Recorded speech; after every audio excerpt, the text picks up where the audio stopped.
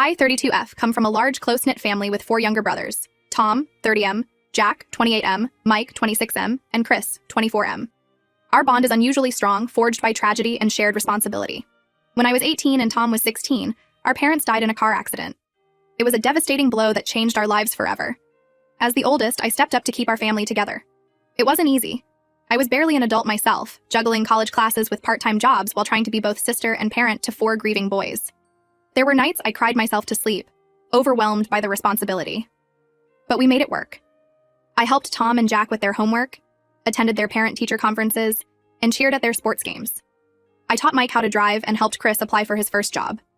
We lived on a tight budget, clipping coupons and shopping at thrift stores. But we always made sure to have fun too, starting silly traditions like our annual water balloon fight to keep our spirits up during tough times. As the years passed, my brothers grew into successful, kind-hearted men. Tom became a software engineer, Jack a pediatrician, Mike a chef, and Chris an entrepreneur. They've always been grateful for the sacrifices I made, treating me with a mix of sisterly love and deep respect. Our annual family reunions became a time to celebrate our bond and how far we've come. This year was special because we all had milestones to celebrate: Tom's promotion to senior engineer, Jack buying his first house, Mike's engagement to his girlfriend, Lily, 25F, and Chris launching his food truck business. We decided to splurge on a nice resort for the weekend. It was a big step up from our usual backyard barbecues, but we felt we deserved it. Everything was going great until Jack's new wife, Melissa, 27F, arrived. I'd only met Melissa twice before, at their engagement party and the wedding. She seemed nice enough, if a bit reserved. Jack had mentioned she came from a wealthy family and sometimes felt out of place with our boisterous clan, but I figured she'd warm up to us eventually. The first day of the reunion went smoothly. We had a nice dinner, sharing stories and catching up. Melissa was quiet but polite. The real trouble started the next day during our traditional water balloon fight. We were all out by the pool, laughing and pelting each other with water balloons. Even Lily, who was new to the family, jumped right in. But Melissa stood off to the side, arms crossed, looking uncomfortable. I tried to include her, offering her a balloon, but she just shook her head. Then, a stray balloon thrown by Mike splashed near Melissa's feet, getting water on her designer sandals. Her face twisted in disgust, and she let out a shriek that silenced everyone. "What is wrong with you people?" she yelled. "This is a 5-star resort, not some trashy water park. You're embarrassing yourselves and everyone around you." We all froze, shocked by her outburst. I tried to smooth things over, explaining that this was just our family tradition and we weren't bothering anyone else. But Melissa wasn't having it. "Well, maybe it's time to grow up and act like adults," she sneered. "This isn't some trailer park barbecue. God, I can't believe I married into this family of overgrown children." That's when things got ugly. My brothers and their partners all jumped to defend our family honor. Lily, usually sweet and soft-spoken, threw her drink in Melissa's face, yelling, "You want trashy? I'll show you trashy." It devolved into a full-on screaming match. Melissa hurled insults about our upbringing, calling us backwoods hicks, and saying she should have known better than to marry someone from the wrong side of the tracks. We fired back, with Chris yelling about how money can't buy class, and Mike defending our family's resilience in the face of tragedy. Security ended up escorting us all out of the resort. In the parking lot, Jack finally snapped. He told Melissa he couldn't believe she'd disrespect his family like that, especially knowing what we'd been through. They had a huge fight right there, which ended with Jack telling Melissa to find her own way home because he was done. I thought that would be the end of it. A nasty fight, yes, but something we could move past.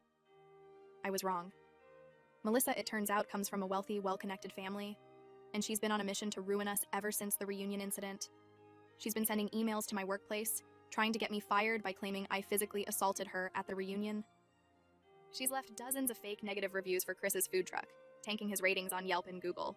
She even tried to get Mike's fiancée Lily fired from her job as a kindergarten teacher by claiming she was stealing supplies from the school.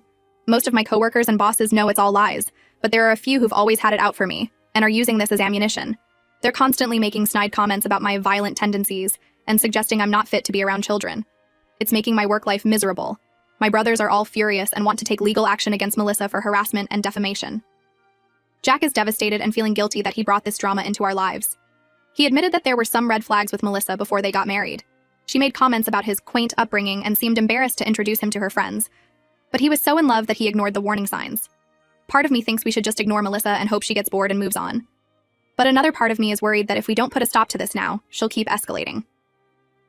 I'm worried about my job and my brother's livelihoods, but I also don't want to make things worse by engaging with her more. I don't know what to do. Should we pursue legal action? Try to reason with her family, just ignore it and hope it blows over? I'm at a loss, and any advice would be appreciated. Update 1. It's been 2 weeks since my last post, and the situation with Melissa has only gotten worse. We decided to send her a cease and desist letter, hoping it would scare her into stopping her harassment campaign. In hindsight, that may have been a mistake. The day after she received the letter, someone keyed my car in the school parking lot where I teach. The words "trash teacher" were scratched deeply into the hood. I couldn't prove it was Melissa, but the timing was incredibly suspicious. I've never had issues with anyone at my school before, and this happened right after we sent the letter. Then, Chris's food truck was vandalized. All 4 tires were slashed, and Roach Coach was spray painted in big letters on the side. He lost a full week of business getting it repaired and repainted. Again, we couldn't definitively prove it was Melissa, but it seemed too coincidental to be random vandalism. The final straw came when Mike and Lily's wedding venue suddenly canceled on them. The manager claimed they'd received multiple complaints about the couple being disruptive and violent. They lost their $5,000 deposit and are now scrambling to find a new place for their wedding, which is only 3 months away. We've all filed police reports, but without concrete proof that Melissa is behind these incidents, there's not much they can do. They basically told us to install security cameras and keep detailed records of any future incidents. We've all done that now, setting up cameras at our homes and businesses, hoping to catch her in the act if she tries anything else. Jack is an absolute mess. He's drinking too much and blaming himself for everything. He admitted that Melissa had shown some warning signs of being controlling and elitist before they got married, but he ignored them because he was in love. Now he's kicking himself for not seeing her true colors sooner. One night, after having a few too many beers, Jack opened up about his relationship with Melissa. They met at a charity gala where Jack was volunteering as part of a hospital outreach program. Melissa was there with her parents, who are major donors to the hospital. Jack said he was immediately taken with her beauty and charm. Their whirlwind romance moved quickly. Melissa showered Jack with expensive gifts and introduced him to a world of luxury he'd never experienced before. Looking back, Jack realizes she was trying to mold him into her idea of the perfect husband, always making little comments about his clothes or manners. Jack confessed that Melissa had made disparaging remarks about our family before, calling our Christmas gifts quaint and suggesting he distance himself from us to advance his career. He always defended us, but he also admitted to downplaying our family traditions and background when talking to her friends and family. He's deeply ashamed of that now. Tom, always the level-headed one in our family, suggested we try to meet with Melissa's parents. He thought maybe they could rein her in, or at least help us understand why she's acting this way. It took some doing, and a lot of unanswered calls and emails, but we finally got a meeting with her father, Richard, 60M. To our surprise, Richard was horrified when we told him what had been going on. He had no idea about any of it. Apparently, Melissa had told her parents that we were the ones harassing her, and that Jack had abandoned her for no reason. She painted herself as the victim of a cruel, low-class family that was trying to drive her away out of jealousy. Richard apologized profusely and promised to talk to Melissa. He seemed genuinely upset and embarrassed by her behavior. He even offered to pay for the damages to my car and Chris's food truck, which we reluctantly accepted. We didn't want to take his money, but the repairs had put a serious strain on our finances. During our conversation with Richard, we learned more about Melissa's background. She's an only child who was raised in extreme privilege. Richard admitted that he and his wife may have spoiled her, always giving in to her demands to avoid conflict. He shared a story about Melissa throwing a fit at her Sweet 16 party because the car they bought her was the wrong color. Instead of disciplining her, they exchanged the car. Richard also revealed that Melissa had been in therapy on and off since her teens for anxiety and depression. He wondered aloud if perhaps she had stopped taking her medication, which might explain her erratic behavior. He promised to look into it and get her help if needed. We left the meeting feeling cautiously optimistic. Richard seemed sincere in his desire to address the situation, and we hoped that with her father involved, Melissa would finally back off. He said he'd be in touch within a few days after speaking with Melissa. But it's been 5 days now, and we haven't heard anything. My calls to Richard have gone straight to voicemail. I'm trying not to jump to conclusions, but I can't shake this feeling that it's not over yet. Melissa has proven to be vindictive and unpredictable, and I worry that involving her father might have only made things worse. For now, we're all on high alert, watching for any sign of retaliation from Melissa. Mike and Lily are still struggling to find a new wedding venue, and the stress is taking a toll on their relationship. Chris is working overtime to make up for the business he lost while his truck was out of commission, and I'm walking on eggshells at work, worried that Melissa might try to show up and cause a scene. I'll update again if anything else happens, but I'm really hoping this is the beginning of the end of this nightmare. We've been through so much as a family, and I hate seeing my brothers suffer because of this woman. All we can do now is stick together and hope that Melissa finally realizes it's time to move on. Update 2. I wish I had better news to share, but things have only escalated. Further with Melissa. It's been a week since my last update, and the situation has gone from bad to worse. A few days after our meeting with Richard, Melissa showed up at my school. She somehow got past the front office and burst into my classroom during my prep period. Thankfully, no students were present, but a couple of other teachers witnessed her tirade. Melissa was clearly unstable, her eyes wild and her words slurred. She accused me of stealing her husband and called me a homewrecker. She ranted about how our family had ruined her life and turned her own parents against her. It was a disturbing scene that left me shaken. The principal had to physically remove Melissa from the building. He called me into his office afterward, and while he was understanding, he was also clearly concerned about the disruption to the school. He gently suggested I take a leave of absence until things blow over. I refused. I won't let Melissa drive me away from my job and my students. But I could tell he wasn't happy with my decision. News of the incident spread quickly through the school. Now there are all sorts of wild rumors flying around. Some students are saying I'm having an affair with my brother-in-law, while others claim I'm part of some criminal family. It's mortifying and making it hard to do my job effectively. Then, last night, things came to a head. We were all at Tom's house for our weekly family dinner, a tradition we started after our parents died to make sure we always stayed connected. We were just finishing up dessert when we heard a commotion outside. We rushed out to find Melissa in Tom's driveway, clearly intoxicated, trying to pour lighter fluid on Jack's car. Yes, you read that right. She was screaming incoherently about making us pay and burning away the stain on her family's reputation. Thankfully, in her inebriated state, she couldn't get the childproof cap off the lighter fluid bottle. But she was growing increasingly agitated, slamming the bottle against the car and leaving dents in the hood. We called the police immediately. While we waited for them to arrive, we tried to calm Melissa down, but she was beyond reason. She alternated between sobbing about how we'd ruined her life and threatening to expose all our secrets and make us pay. When the police arrived, they arrested Melissa for attempted arson, public intoxication, and vandalism. As they were putting her in the squad car, she started spewing more threats, saying she had powerful friends who would destroy us. Jack is beside himself with guilt and shame. He's talking about moving to another state to get away from all this drama. He feels responsible for bringing Melissa into our lives and potentially jeopardizing all of our careers and reputations. The rest of us are just in shock. We never imagined things would escalate to this level. What started as a petty argument at a family reunion has turned into a nightmare that's affecting every aspect of our lives. Richard called me this morning. He was livid. Not at us, but at Melissa and himself.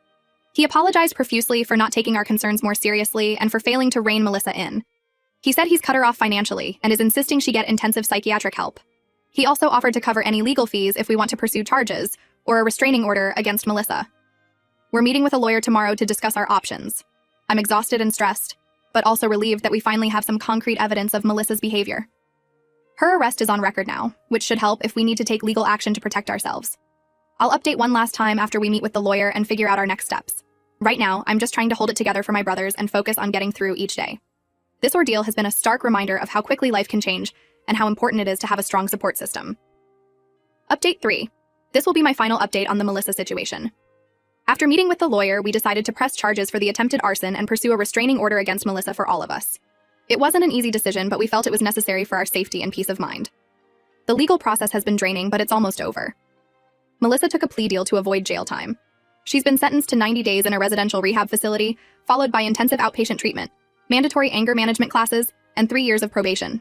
She's also required to stay at least 500 feet away from all of us, our homes, and our workplaces. Richard has been true to his word, covering all our legal fees and the costs of the damage Melissa caused. He's also paying for her rehab and ongoing therapy. In our last conversation, he expressed deep remorse for not recognizing his daughter's issues sooner and enabling her behavior over the years. He shared that Melissa has been diagnosed with borderline personality disorder and had stopped taking her medication months ago, which likely contributed to her erratic behavior. Jack is doing better, though he's still struggling with guilt and self-doubt. He's started therapy to work through his feelings about the marriage and divorce. He's talking about taking a sabbatical from work to travel and clear his head, which I think would be good for him. The whole experience has made him reevaluate his life choices and priorities. As for the rest of us, we're slowly getting back to normal. My principal has been supportive since Melissa's arrest, made it clear that I was the victim, not the instigator. The rumors at school have mostly died down, though I still get the occasional odd look from a student or parent. Chris's food truck business is picking up again. The publicity from Melissa's arrest actually brought him some sympathetic customers, and his Yelp rating has recovered. Mike and Lily found a new venue for their wedding. It's smaller than their original choice, but they say it feels more them anyway. They're focusing on celebrating their love rather than putting on a big show. Tom has been our rock through all of this. He's taken over a lot of the legal and logistical details, allowing the rest of us to focus on healing and moving forward. I don't know what we'd do without his level head and organizational skills. We've all agreed to be more cautious about who we let into our tight-knit family circle in the future. But we're also determined not to let this experience make us bitter or mistrustful. Our bond as siblings has only grown stronger through all of this. The whole ordeal has made us appreciate our family traditions even more. We had our annual water balloon fight last weekend, in Tom's backyard this time, not at a fancy resort. As we laughed and dodged water balloons, I felt a sense of peace I hadn't experienced in months. We've been through so much together, and we always come out stronger on the other side. I've learned a lot from this experience, about the importance of trusting my instincts, about setting boundaries, and about the power of family support. It's been a tough road, but I'm proud of how we've handled it.